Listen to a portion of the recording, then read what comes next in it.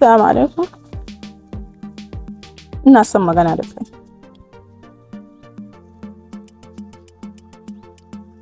Akwai abin da zaki faɗa da ba zaki faɗa sa nan gurin ba. Wannan sirri na ne ni da kai. Ai ko in dai akwai abin da ba zaki faɗa a nan gurin to gaskiya sai dai ki hakura. Ina son ka. Kuma ina nuna maka kulawa da lokaci na, baby. Na san ka daina so na. Amma zuciyata ta kasa yarda da kai. Please, dan Allah ka dagare ni dan Allah. Wallahi ina son ka. Baka dagare ni ba. Matsala za ta iya samu na dan Allah. Wallahi ina son ka.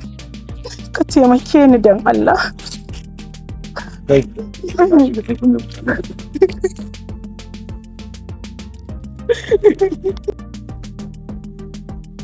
Bayan nan da